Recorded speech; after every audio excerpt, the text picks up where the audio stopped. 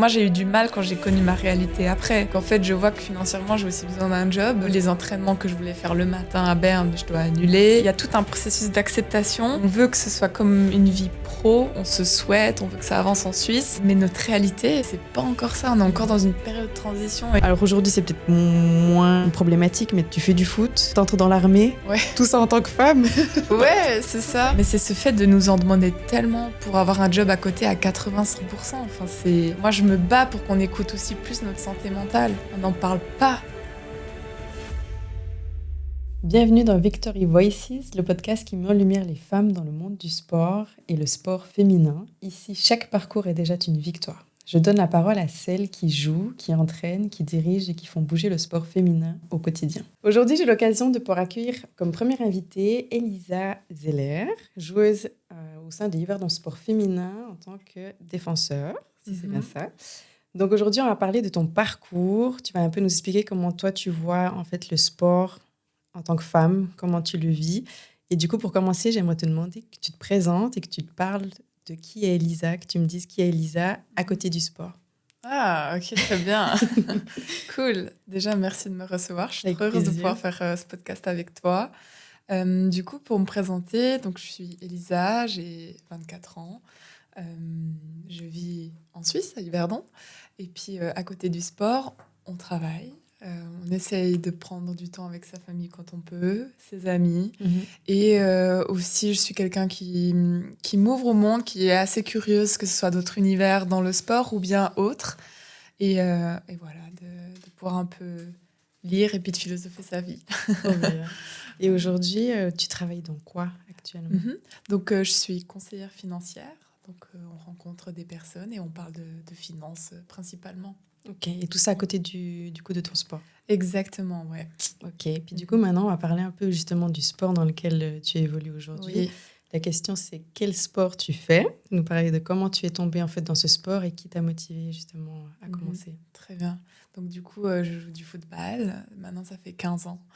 Et ce qui m'a motivée, c'est que j'avais mon idole à l'époque, c'était ma sœur, qui était une des seules femmes à jouer dans un club, enfin au FC Saint-Imier. Et voilà, on était sur la terrasse et je sais que je voulais commencer pour pouvoir être plus forte qu'elle. C'était à l'époque ce que je disais.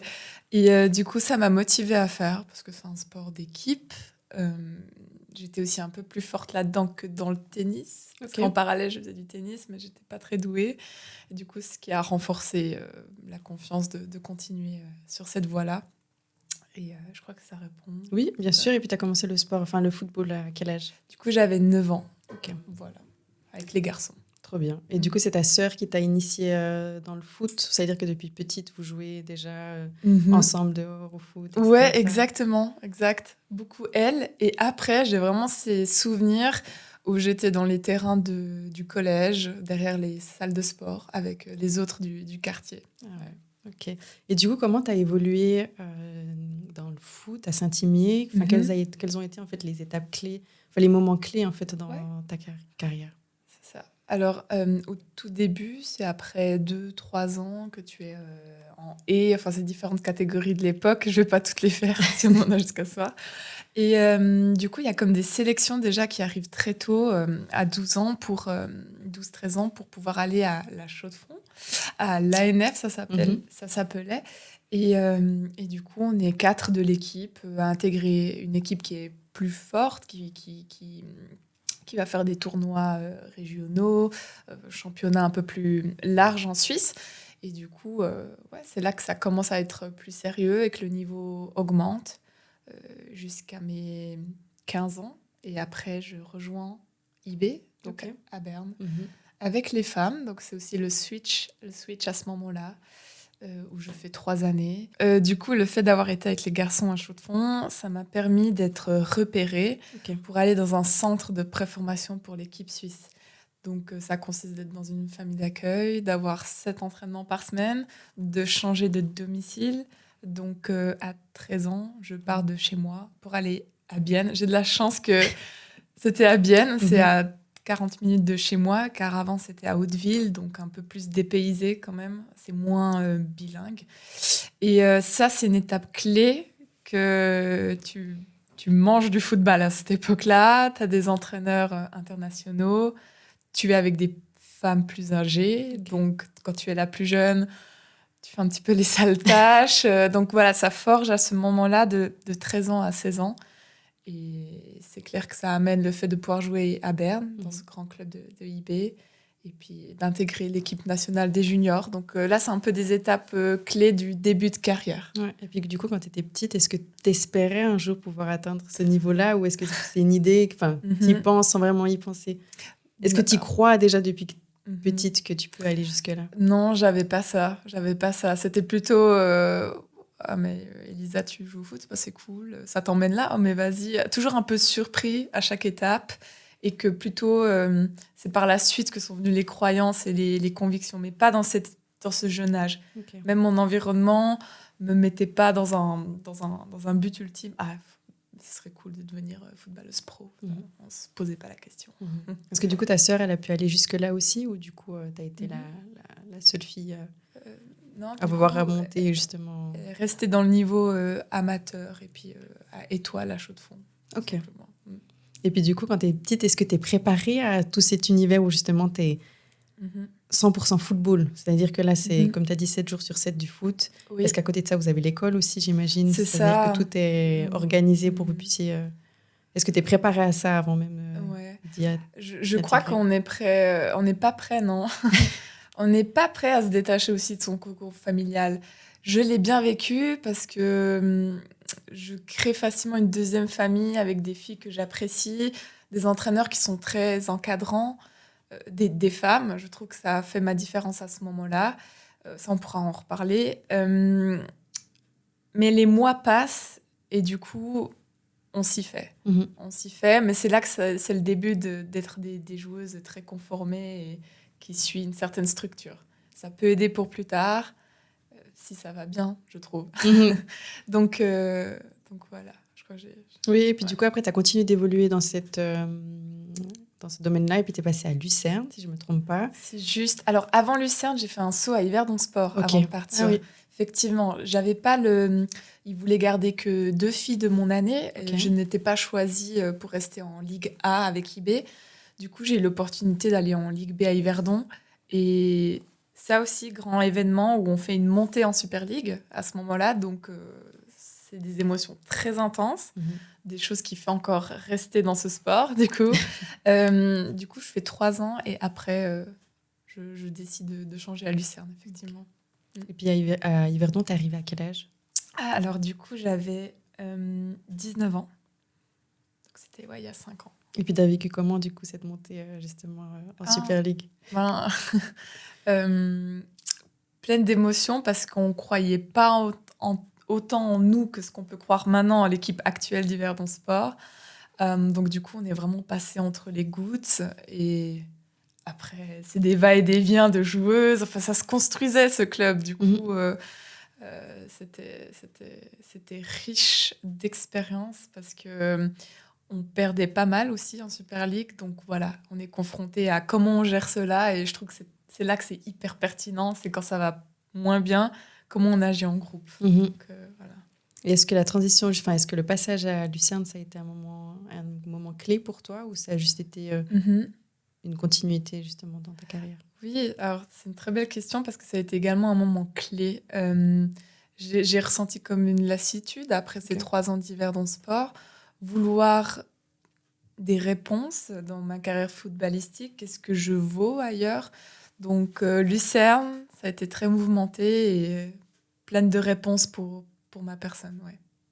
Je vois. Et là, je vais te poser un peu plus une question sur ton côté femme. Comment, toi, depuis petite, est-ce que, avant que tu intègres une équipe totalement féminine, quelles ont été les remarques de ton entourage par rapport au fait que tu entres dans un club de foot où tu n'as que des garçons? Oui. Et quels ont été les commentaires ou les remarques que tu as eues aussi aux alentours, à côté de tout ça? Ouais, c'est très bien. Est-ce que c'est quelque chose qui t'a impacté et marqué aussi? J'ai de la chance que non, ça ne m'a pas impacté négativement. Il y a eu beaucoup de positifs à ce niveau-là. C'est un peu la loi du foot. Lorsque tu es bon dans ce que tu fais, tu vas être valorisé, on ne va pas te remettre en question. Par contre, c'est soi-même qu'on se fait ressentir qu'on n'est peut-être plus à la bonne place, notamment avec les garçons. La dernière année, l'écart physique se creuse et du coup, on peut vraiment se sentir pas au niveau ou assez. C'est toujours une question très complexe de se sentir assez ou pas en tant que femme, en tout cas dans mon expérience à moi. Euh, mais de l'entourage, en plus que mes parents à l'époque, ils avaient un restaurant, donc plein de clients pour avoir un peu du suivi. Enfin, quelque chose, c'est une identité de comment ça va. On a accordé beaucoup d'attention et voilà, pas de remarques négatives à mon niveau en tout cas. Voilà. Donc ça veut dire que même lorsque tu es passée à Yverdon après, parce que j'imagine que les études que tu as eues en sport-art-études, ça a été jusqu'à quel âge? C'est 16, 15 ans? Oui, exactement, 16 ans en études. Ouais. Et après, tu as continué à 100% dans le foot? Non, c'est vrai que ça, j'ai jamais fait 100% dans le foot. Ah si, ce serait mentir jamais. En fait, donc il y a eu cette école de commerce que je termine à 18. Et après, je fais une année sabbatique où je travaille pour attendre avril 2020 pour aller à l'armée. En fait, l'armée en sport-études, c'est une opportunité pour les footballeuses d'être pro. Donc, pendant 4 mois, je suis pro. Et le but après, c'est tu dois trouver... Bon, là, à ce moment-là, j'ai trouvé une maturité en santé à temps partiel et je faisais du foot à côté, plus des entraînements spécifiques. Mais l'armée, ça a été... Je ne l'ai pas mentionné avant, c'est dingue. Genre, ça a été un moment également clé parce que j'ai été professionnelle, en fait. On n'est que 2 à être choisis en Suisse chaque année. Et du coup, là, j'ai pu comprendre beaucoup de choses sur moi-même et qu'est-ce qu'il faut pour être une top joueuse, quoi. Ok. Mais alors, si tu arrives à m'expliquer un peu plus comment ça se passe avec l'armée, est-ce que c'est est-ce que c'est l'armée qui vient vous chercher, justement, qui vous sélectionne, ou comment ça s'est passé Alors, à l'époque, donc j'ai connu Marisa parce que c'est l'entraîneur de IB. Actuellement, elle a arrêté l'entraîneur en tant qu'OFC Saint-Gall. Elle était également en équipe nationale. Et c'est elle qui s'occupe des footballeuses en Suisse qui sait qu'elle convoque pour l'armée. Parce que l'armée, il délègue à des responsables de l'association suisse de football pour savoir, OK, quelles sont les potentielles futures joueuses de national team. Et du coup, à ce moment-là, c'était encore tout frais. Je faisais partie des premières, donc ça, c'est aussi une chance énorme parce que je vois aujourd'hui, c'est plus restreint. Comment on dit ça, les critères pour rentrer sont très difficiles. Et du coup, ça se passe en 4 mois. En fait, c'est vraiment comme l'armée conventionnelle. Sauf qu'on est à Macolin, dans notre petite bulle, et on fait des camps d'entraînement, surtout en cours de répétition, parce que c'est dans le temps, si jamais. Chaque année, il faut aller minimum 30 jours, maximum 4 mois, tu peux bénéficier. Donc là, c'est vraiment, tu as intégré l'armée en tant que joueuse professionnelle? Oui. Ok. J'ai la notion soldate, en fait, parce que c'est vraiment notifié comme l'armée conventionnelle, c'est simplement la team sportive d'élite. Donc, voilà. C'est dingue parce que finalement, alors aujourd'hui, c'est peut-être moins une problématique, mais tu fais du foot, t'entres dans l'armée, tout ça en tant que femme. Ouais, c'est ça. Je trouve ça extraordinaire dans le sens où t'as beaucoup d'événements qui pourraient susciter des critiques, par exemple, bon, peut-être moins aujourd'hui. Et finalement, c'est quelque chose qui t'a boosté, qui t'a poussé dans ta carrière, parce que du coup, ces camps d'entraînement, tu les vis comment à côté du foot? Enfin, comment tu allies les entraînements liés à l'armée et le foot? Enfin, les entraînements de foot. Ouais, c'est ça. Là, on va vraiment dans la dentelle parce que donc on peut par exemple aller 2 fois par soir. C'était comme ça à ce moment-là. J'étais à Yverdon. J'allais 2 soirs à Yverdon Sport. Et le reste du temps, je faisais mes entraînements à Macolin. Et à cette époque-là, on était avec les garçons mélangés. Maintenant, ils font plus ça. Et du coup, on s'entraîne avec eux. Puis notre coach, c'est Oliver Riedville, j'ai l'honneur de dire qu'il était entraîneur athlétique de l'équipe masculine de l'équipe suisse. Donc, c'est une grande expertise. Et du coup, voilà, c'était fait que j'allais 2 soirs par semaine à Yverdon Sport. Et puis, voilà, c'est des communications à avoir avec son club pour dire si on a la lumière verte. Donc, ça se passe très bien à ce moment-là. Oui. Et puis du coup, le fait que tu sois justement en groupe avec ces garçons, tout s'est toujours tout bien passé, enfin la cohésion. Mais oui, Mais parce non. qu'on est en Suisse, j'ai envie de dire, parce qu'on fait pas les choses de manière... comment je peux dire ça? En plus, je suis dans un terrain délicat de dire, oh, on est en Suisse. Bref. Non, c'est pas ça. C'est que, oui, ça s'est bien passé. Après, les programmes n'étaient pas adaptés, je trouve, au corps féminin. Et il y a eu beaucoup du coup, de conséquences sur ma collègue et moi-même, Ok. des blessures, des choses comme ça que peut-être qu'on en paye aujourd'hui à mon niveau. Je sais que ma collègue, à ce moment-là, aujourd'hui, elle va super bien à eBay, donc tant mieux. Mhm. Mais c'est vrai qu'ils prennent beaucoup plus de place, les hommes. On voit qu'ils ont une autre aisance que nous, qui arrivons là, qui sommes vraiment genre hyper reconnaissants Bien d'être à sûr. l'armée, que les footballeurs qui sont à ce moment-là, c'est une tâche, c'est une corvée, ça leur fait un petit peu, ça leur Ouais, vous embête, n'êtes quoi. pas là dans la même, enfin, vous êtes pas dans la même dynamique et ni dans la Oui, même ouais. on va dire, ambiance et atmosphère, quoi. Parce Oui, que du coup, c'était aussi des hommes, enfin, c'était aussi des footballeurs qui étaient oui, au sein d'autres groupes. Enfin, vous étiez que des exact. footballeurs dans Oui, le c'est groupe. ça. Ok, Après, c'est dans les repas de midi ou du soir qu'on est mélangé avec les autres sportifs. ok. Parce que c'est vraiment, ça touche tous les sports en Suisse olympiques. Mhm. Mais sinon, à ce niveau-là, on était beaucoup ouais, avec les hommes. Ok, puis c'était des entraînements qui étaient juste dédiés au foot aussi, à l'armée. Ou vous C'est avez eu plein de... athlétique, Athlétique, ok. puis après toutes les spécificités qu'il y a dans l'athlétique, et puis après football spécifique, attaquant, défenseur. Mais on était très peu, enfin vraiment c'est la classe, genre pour se développer, pour moi ça a été mes meilleures années. Ok. C'est En fait, je vois la distinction entre quand tu consacres ta vie à un sport et quand tu as un job à côté. Là, tu vois quelle distinction, par exemple? Ah, mais on est tellement moins performante. Ouais. Et surtout, on nous demande d'être performante, on veut les choses vite, mais j'ai l'impression que quand il y a le job à côté, ça vient plus dans la durée. Que j'avoue qu'en 2 semaines où tu consacres 6 entraînements, les 2 semaines à ton sport, mais tu as déjà d'autres résultats. Mhm. Donc, on a les entraînements le matin, nos stimulus musculaires, ils sont plus éveillés. Enfin, plein de choses que quand tu connais ça et qu'après, moi j'ai eu du mal quand j'ai connu ma réalité après, Ouais. qu'en fait je vois que financièrement j'ai aussi besoin d'un job et du coup les entraînements que je voulais faire le matin à Berne, je dois annuler. Donc ouais, il y a tout un processus d'acceptation que on veut que ce soit comme une vie pro, on se souhaite, on veut que ça avance en Suisse. Euh, mais notre réalité, c'est pas encore ça. On est encore Mhm. dans une période de transition et je sais que je suis la génération qui vit encore ça. Ouais. Parce que du coup, c'est à quel moment que tu as compris que ce que tu imaginais de pouvoir faire de ta vie, de ta passion, ton métier, en fait, de faire ça à 100%, ce n'était pas possible. C'est-à-dire que là, tu as fini l'armée et du coup, tu retournes à Yverdon. C'est ça, je retourne à Yverdon. Et puis là, il faut trouver du travail. Et Et puis, c'est ça. ouais. Donc, je trouve le fait de... Je dois finir ma 2e année de maturité de santé.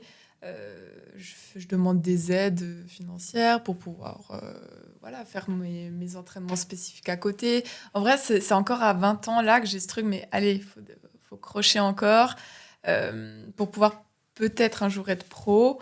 Parce qu'à ce moment-là, en Suisse, ça se parle encore moins. Donc, Mhm. il y a 4 ans, maintenant un peu plus, on pourra en reparler. Oui. Euh, donc voilà, pour crocher, mais c'est très complexe, je trouve. Ouais. Je vois. Parce que du coup, si on revient aux obstacles que tu as eus et aux difficultés que tu as traversées, tu me parles de l'armée où vous avez eu des... Enfin, où aujourd'hui, tu subis un peu Mm. les entraînements que vous avez eus et puis Aujourd'hui, c'est accepté, c'est Ça- derrière. Mais je oui, je dirais, est-ce vois qu'il ce que y a eu un moment donné où Ouais. tu as vécu des difficultés, des défis, où là, tu étais blessée, puis tu t'es dit, mais ok, ou est-ce que tu t'es posé Ouais. la question à un moment donné, est-ce qu'il faut que j'arrête? Alors, ça, c'est venu ces 2 dernières années. Alors oui, il y a ces questions qui viennent en tête. D'où le fait où on peut être un peu plus renfermé sur soi. On a fait tant de sacrifices. Donc c'est dur de délaisser cela. Mhm. Et je me dis encore si jeune. Donc il faut vraiment se recentrer sur soi, savoir vraiment ce que nous on veut et peut-être moins écouter aussi ce qui devrait se faire. Donc, et je dis pas que je suis sortie de ça, hein, encore Mhm. même maintenant à 24 ans. Euh, Parce que souvent, on vous dit quoi? Enfin, non, quand tu dis ne pas écouter ce qui devrait se faire, quand on te dit ce que tu dois faire, on dit c'est quoi? vas-y, continue, croche, non, mais ça va le faire. Enfin, toujours cet aspect que ça va le faire sans vraiment comprendre Ce que tu les vis. circonstances où tu es. Ça se fait beaucoup. Mais en discutant avec mon coach de l'armée, j'ai réussi à enlever une certaine pression. De lui dire que, ok, peut-être je me vois pas partir de Suisse, j'ai pas l'impression d'avoir le potentiel. Je vois que équipe suisse, on enlève, étranger, on enlève. Est-ce que c'est quand même ok que je bénéficie ça, que j'essaie de tout donner en Ligue B, en Ligue A, et puis après, ils sont dans une compréhension. Le but, c'est pas que toutes les joueuses sont dans cette situation. Bien sûr. Mais Donc, il y a une remise en question, Mhm. une forte remise en question de ton côté pour savoir ce que tu veux vraiment et où est-ce que tu veux aller. Oui, exactement. Oui. Okay. Parce que du coup, après, la transition... Enfin, je reviens un peu en arrière. Tu me parlais que tu travaillais à 100%. Et qu'aujourd'hui, c'est justement un de tes défis que tu es en train de vivre, enfin que tu vis, c'est-à-dire de gérer et tes entraînements et ton travail à 100%, que tu m'as dit. Ouais, c'est ça. Parce que du coup, ça fait combien de temps que tu travailles à 100% aujourd'hui? Du coup, maintenant, depuis aujourd'hui. ça fait 6 mois. Ok. Parce que quand je suis sortie du monde études et aller dans le monde du travail, j'ai fait le choix d'avoir un 60% à Lucerne, du coup, en Suisse alémanique. C'était trop bien pour apprendre la langue sans avoir de grosses responsabilités. C'était parfait. Et du coup, c'est maintenant que depuis 6 mois que je suis à 100%. Ouais. Et comment tu gères avec le foot entre carrière professionnelle, on va dire, qui te permet d'avoir une stabilité financière, et puis ta carrière où c'est ta passion. Comment tu arrives à manager les deux et comment tu le vis? Alors, je me questionne toujours. C'est pour ça que cette pause hivernale fait du bien pour savoir comment repartir. Mais c'est clair que... Moi, c'est surtout... c'est très flagrant dans le football. C'est dès lors que tu joues pas le week-end, tu as une remise en question encore plus profonde. T'as pas cette confiance ou cette valorisation du petit sucre chaque week-end. Après, ça peut venir, je parle de chaque week-end, mais c'est peut-être tous les 2 week-ends ou quoi. Et je suis dans une situation où j'ai vraiment un coach du coup qui me fait pas forcément jouer. Mais du coup, faut s'accrocher. Et puis du coup, malheureusement, c'est la journée je travaille. Mon jeudi soir de congé, ça va même être dédié au travail actuellement parce qu'il est assez prenant. Mais c'est de s'octroyer quand même une fenêtre ou deux pour autre chose, ou bien un entraînement supplémentaire comme il le demande actuellement, pour pouvoir être en forme, c'est sûr. Parce que pour expliquer, on a 4 entraînements le soir, du coup. Dans la semaine. Donc, c'est ça, ouais. Souvent, on doit être déjà vers 5h45 pour bien se préparer, faire de la prévention. Et après, on est libre à 8h30 max. Donc, ouais. Et samedi, le match. Mais on essaie de s'organiser au moins à 24 ans. Dans cette période-là, tu as l'expérience de comment faire. Enfin, en vrai, ça va de soi. J'ai pas trop la main sur comment je planifie au début. Ok, tu as les emplois de ton job. Moi, c'est variable. Donc, la connaissance, elle est plus sur du long terme. Mais quelqu'un qui a ses heures fixes, fait ses heures et après vient prendre le train à l'entraînement. Et puis après, on est robotisé comme ça.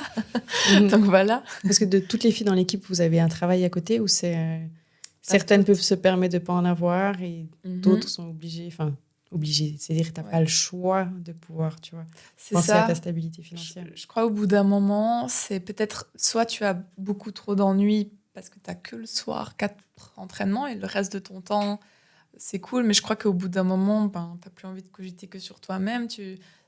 C'est bien parce que je parlais avec une superbe amie qui est venue de l'étranger car elle était professionnelle, donc Laura Dro. Et elle voit comme ici c'est flagrant que c'est très travail et qu'on s'octroie plus ce temps de qualité à côté que c'est le matin, l'après-midi. Donc il faut se fier à notre micro-société ici aussi. Bien sûr. Mais du coup, ton employeur, il est OK avec ça? Enfin, est-ce que ça a été un sujet de conversation, de discussion au moment de l'entretien, au moment où tu postules, de dire, écoutez, je postule chez vous parce que tu aimes le travail, tu es intéressé, mais c'est qu'à côté, tu as aussi une autre passion qui te prend aussi beaucoup d'énergie et de temps. Est-ce que ça a été justement un sujet de discussion? Et comment ça s'est fait? Oui, c'en est un. Alors, moi, j'aime beaucoup de liberté, si je le veux, dans mon travail, finalement. On est amené à rencontrer des gens, à faire les dossiers, mais on a un badge et on peut aller jusqu'au soir tard ou très tôt le matin. Donc, c'est vraiment ma responsabilité de comment je m'organise. Et lui, après plusieurs entretiens, il voit comment je suis. Puis il dit, bah, OK, on essaie de faire comme ça pour manager avec ton foot. Il n'y a aucun problème. Mhm. Ouais. Donc, écoute, très compréhensible par Oui. rapport à justement ta situation. Oui. Est-ce que tu vois d'autres défis aujourd'hui, toi, en tant que femme dans ce sport, qui aujourd'hui tu te bats ou tu décides de te battre pour ça? Ouais, bien sûr. Donc, c'est surtout ce fait on nous en demande tellement pour peu en retour. Mais ça, je dis de manière générale parce qu'à Yverdon Sport, on a quand même beaucoup de chance par rapport aux infrastructures données. Mais on est fatigué le soir. Enfin, vraiment, c'est terrible. Jack, on n'est pas si proche de l'équipe masculine parce qu'on voit que c'est deux mondes. Totalement différents. Donc, ramenons cela, maintenant qu'on voit que c'est possible, et je sais que ça demande des années, hein, et ils font des efforts dans le sport que je suis actuel, mais c'est ce fait de nous en demander tellement pour avoir un job à côté à 80-100%. Enfin, c'est dingue, quoi. Moi, je me bats pour qu'on écoute aussi plus notre santé mentale. On n'en parle pas. Ouais, surtout que la femme et l'homme ne fonctionnent pas du tout de la même manière. Oui. Oui. C'est factuel. Ouais, j'avais lu une fois un article qui disait que l'homme, avec ses, on va dire, hormonalement parlant, il peut rester stable pendant une longue durée. Tu vois, c'est-à-dire que pendant un mois, il peut, tu vois, aller s'entraîner tous les jours et puis, on va dire, son énergie reste la même. Oui. Mais nous, les femmes, avec le cycle qu'on a, tu me diras, toi, comment ça se passe au niveau du foot, mais c'est-à-dire qu'il y a des semaines où tu vas te sentir super performante, il y a des semaines où ce sera beaucoup plus compliqué. Complètement. Et est-ce que, du coup, est-ce qu'Yverdon Sport ou n'importe quel, dans le passé, tes autres clubs, comment ils géraient ça? Comment ils vous pas entretenir, mais comment ils prenaient en compte justement ces différents cycles? C'est pour ça que je me bats. C'est pour ça que je me bats encore. C'est que c'est pas totalement encore acquis, pas acquis. Que ça va de soi. Oui, non. Je trouve que mentalement parlant, donc c'est peut-être pas encore période de menstruation qu'on a 13 et après jusqu'à 16 ans, oui. Lorsque j'étais au centre de préformation pour l'équipe suisse, on voit qu'ils essayent de chercher un tout, que tu vas bien, un tout autour de toi. Okay. Après centre de préformation, l'équipe suisse aussi, ils essayent un peu plus de comprendre. Okay. Et je sais qu'aujourd'hui, ils mettent encore plus de choses en place, que ce soit dans la nutrition, coach mental. Mais dans mes clubs où je suis passée, on va pas dans le vif du sujet. Je trouve que c'est très superficiel. C'est-à-dire que c'est même pas un sujet qui est discuté pendant les entraînements, ou est-ce que tout d'un coup vous avez, je sais pas, des séances, ou je sais pas comment ça se passe. Est-ce que par hasard vous avez des séances où vous parlez technique? J'imagine que vous avez des moments où vous parlez technique, tactique, et à un moment donné, est-ce qu'il n'y a pas une séance qui est dédiée au bien-être ou à la santé mentale liée aux femmes? Ça, j'aimerais trop. Franchement, si un jour j'ai la main... Alors non, il n'y a pas. C'est ce qui manque, et c'est cool que si tu trouves une personne qui est motivée avec toi, qu'on fasse un webinaire d'une professionnelle qui vienne, mais après ça, ponctuel, peut-être ça va plus nous... C'est cool, mais ça va plus nous aider. C'est vraiment un truc, je crois, hebdomadairement, parce que si on veut créer une famille, un contexte, une équipe qui va vers l'avant, prenons cela en compte. Dernièrement, j'ai eu également mes menstruations, j'étais pas bien.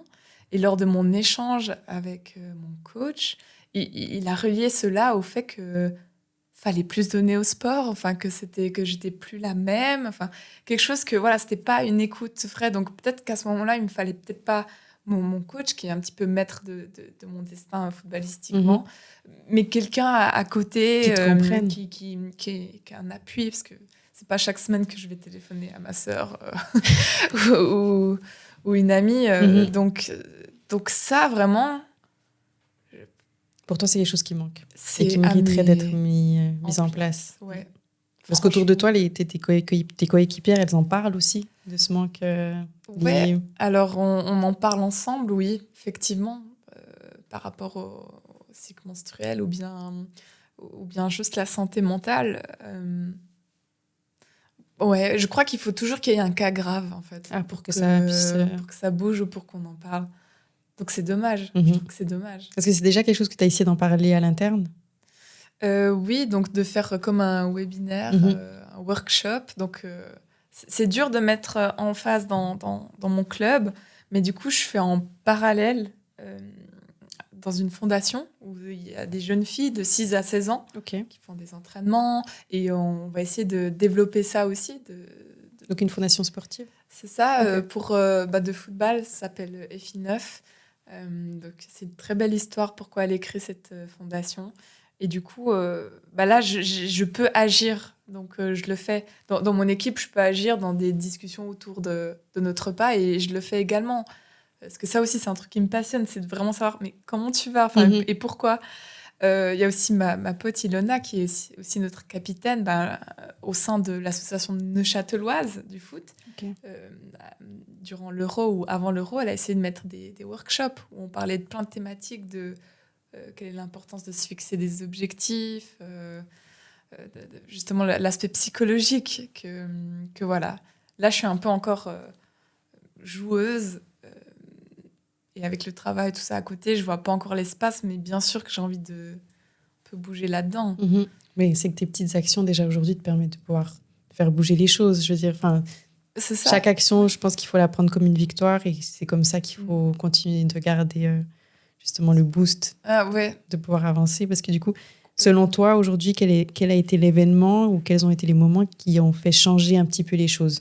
Quand je te dis ça, je pense à l'Euro, mais est-ce que toi, tu vois d'autres moments clés qui aujourd'hui permettent d'avoir une vision différente sur le sport féminin et sur votre santé ou sur votre, sur le sport féminin en général? Ouais, complètement.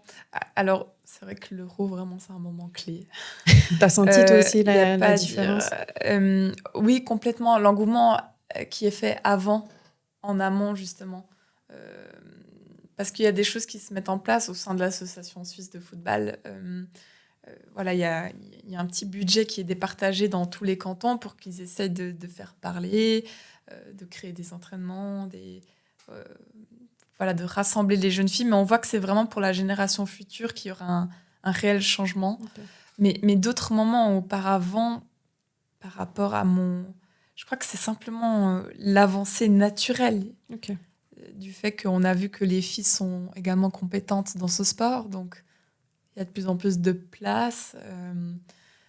Et donc, je crois que je ne vois pas des moments clés avant l'Euro, mis à part juste cette avancée naturelle qui s'est faite à plusieurs échelons dans ce centre de préformation pour l'équipe suisse qui est déjà là depuis très longtemps. L'armée aussi, en fait, qui a donné cette possibilité aux footballeuses, que pendant un long moment, c'était que les footballeurs. Donc, c'était 2018, c'est une des premières fois qu'il y a les footballeuses. Donc, oui, ça montre tout cet intérêt. Ok. Et aujourd'hui, tu penses que le sport féminin et le football féminin va évoluer comment après, à la suite de l'Euro? Alors, c'est vrai qu'on le vit déjà maintenant. Peut-être qu'on ne le voit pas autant évolutif qu'on aimerait. Okay. Les choses vont très lentement. Encore Enfin, encore. Mais je ne sais pas si je peux dire encore. C'est le rythme. C'est le rythme naturel pour moi. C'est-à-dire qu'il y a pas, c'est pas, enfin, je veux dire, l'Euro n'a pas été un accélérateur pour faire avancer les choses, ou est-ce que ça a été juste périlleux, enfin, pendant un moment où ça a été, on va dire, le déclencheur, mais que maintenant c'est de retourner dans une phase un peu plus lente où les choses se font peut-être petit à petit? Alors, c'est retourner dans cette phase un peu plus lente, mais les choses se font. Ça, c'est sûr. Je crois que vraiment tout canton suisse ont pris conscience de cela. Et même, en fait, on l'a vu de nos propres yeux, parce que souvent, pour croire, il faut le voir. C'est que les femmes sont compétentes dans ce qu'elles font dès lors qu'elles ont la place pour exécuter chaque entraînement bien et qu'elles se sentent bien aussi à leur place. Parce qu'on a de la chance on est quand même dans un pays où on peut évoluer, on a le droit de pouvoir voter, exister, dire, choisir l'orientation, ce qu'on veut. Et de ce fait, on voit qu'on est compétente. Donc, c'est en prouvant que ça va accélérer.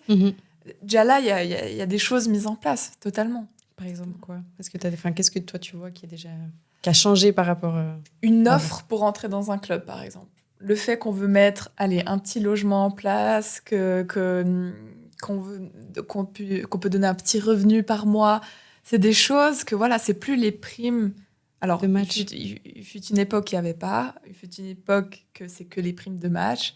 Bon, peut-être même encore, il y a 1 ou 2 clubs en Super League que ça reste que les primes de match. Donc, tu reçois 2 fois par année. Mais là, le fait qu'en Ligue B, on puisse nous proposer des choses comme ça, ou juste des plats chauds le soir, mais c'est genre, oui, il y a C'est une nouveau, avancée. quoi. Non, bien sûr. Parce qu'avant la saison passée, vous aviez pas? Alors, on n'avait pas soit appartement mis en place, un petit budget, enfin, tout petit budget il y avait pour équipe féminine. Ok. Bon, si on parle des plats, il y avait ça. J'en souviens qu'on a initié avec une amie. Il n'y avait pas non plus tout cet aspect, un préparateur physique, par exemple, qui prend le temps de donner un programme très spécifique. Ou si 2 fois dans la semaine, on fait des tests physiques. Enfin, ça fait partie du coup du métier de footballeuse, de voir où on se situe physiquement. C'est vraiment notre machine, le corps. Donc ça, c'est hyper cool. Il faut commencer à croire qu'on peut être footballeuse pro. Donc c'est maintenant qu'il y a un peu plus cette aspiration à pouvoir aller plus loin et puis croire que... Enfin, Ouais, vous imaginez pouvoir monter complètement. dans la ligue professionnelle. C'est ça. Mais ça demande aussi un énorme travail du côté communication, marketing du club.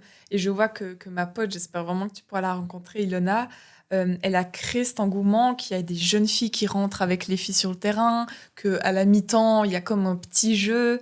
Voilà, c'est vraiment de réunir le plus de personnes pour voir que c'est possible, parce qu'il y a plein de jeunes filles qui adorent ce sport, qui peut aussi vraiment te valoriser dans la société, mais qu'il faut le voir, du coup, pour croire. Donc, bien sûr. Je rebondis sur ce que tu as dit par rapport aux jeunes filles. Quel message tu transmettrais aux jeunes filles d'aujourd'hui qui veulent se lancer dans le foot ou qui sont lancées dans le foot ou dans n'importe quel sport féminin? Quel message tu aimerais leur transmettre? Complètement. Tout d'abord, c'est de se lancer si elles kiffent faire ça à la récré, par exemple. De se lancer si maintenant, c'est pas que via la télé, c'est via les réseaux sociaux, elles voient ces femmes qui brillent, que c'est possible que ce soit elles, qu'il y a encore temps. Même d'un jeune âge, tu vas au club le plus proche, les choses se font progressivement, mais il y a toujours un chemin qui se crée. Et si, parce que pour moi, c'est hyper important un point, c'est l'entourage, les parents. Parfois, ce n'est pas un aspect aidant, pour je ne sais quelle raison. Il y a des femmes dans ce milieu qui peuvent prendre sous leurs ailes ces jeunes filles, qu'on a envie de donner une étoile dans leurs yeux. Donc vraiment juste, c'est le kiff ça, d'aller au club le plus proche. Incroyable. Parce que toi, si on prend toi petite, avant 9 ans, quel message tu aurais voulu lui transmettre? Si aujourd'hui tu peux lui transmettre un message, qu'est-ce que tu lui dirais? Est-ce que c'est le même que tu transmets à ces jeunes filles ou toi tu aurais un message différent pour toi-même? Non, je dirais le même. Vraiment, après, j'avais cette chance d'être un petit peu... Déjà, je m'en fichais du regard, ou j'avais ce côté très innocent. Mais je lui dirais ça également. Genre, en fait, Elisa, tant que tu kiffes, va. Ok, tu t'entends bien avec ton groupe de gars. Ça va pas être définitif, donc profite. Après, il y a ton groupe de copines dans le foot qui avance, et puis que tu vas rencontrer de très, très belles personnes qui vont t'inspirer. C'est ça qui me manquait, c'était l'inspiration. Ah, voilà. Aujourd'hui, il y en a plus. Donc, je lui dirais, Elisa, sois ta propre inspiration. C'est très beau. C'est philosophique. Parce que du coup, c'était ta grande sœur qui était ton inspiration. Tu n'avais pas de joueuse qui était assez développée ou médiatisée pour que tu puisses t'en inspirer. Oui, exactement. C'est ça. Donc, parfois, c'est peut-être ça qui m'a manqué, ce truc très intrinsèque de me dire je veux être comme elle. Donc, ma sœur, au départ, m'a aidée, effectivement. Enfin, même aujourd'hui, elle m'inspire dans un aspect un peu plus global de la vie. Mais ouais. Donc aujourd'hui, tu pourrais être cette nouvelle source d'inspiration pour cette jeune fille. Ce serait trop dire. En tout cas, j'aime bien mettre mon énergie là-dedans. Pour prendre soin. C'est top. Je te remercie beaucoup pour cet échange et puis pour tous tes mots. Merci à toi. Franchement, je pourrais parler encore désagréable. C'est rare de nos jours, tu vois, d'avoir un échange. Mais c'est que c'est un domaine, c'est un sujet où en fait t'es au centre. Enfin, c'est ta passion. Voilà. En fait, c'est que c'est ta passion, c'est qu'il y a des choses qui doivent encore bouger et c'est pour ça qu'aujourd'hui, je pense qu'il est important de pouvoir donner la parole aux femmes et à tous ceux qui font bouger le sport féminin, quoi, parce qu'en fait, vous avez le droit, et je pense qu'aujourd'hui, c'est primordial parce que on n'est pas là pour comparer, mais la Suisse a un léger retard sur tout ce qui se passe à l'étranger. Ouais. Typiquement, tu disais que les choses avancent lentement, mais quand tu regardes par exemple en Angleterre, c'est un autre type de pays, c'est des autres infrastructures, t'as d'autres facteurs qui sont pris en compte, mais je pense que c'est bon, il faut vraiment en fait profiter c'est le moment en fait de pouvoir pousser les femmes à parler et puis à faire bouger les choses. Ouais. Donc je te remercie d'avoir pris le temps et d'avoir partagé tout ton parcours, tes victoires et puis tes défis Merci à ce sujet-là. Merci. Avec plaisir. Merci Aïssata.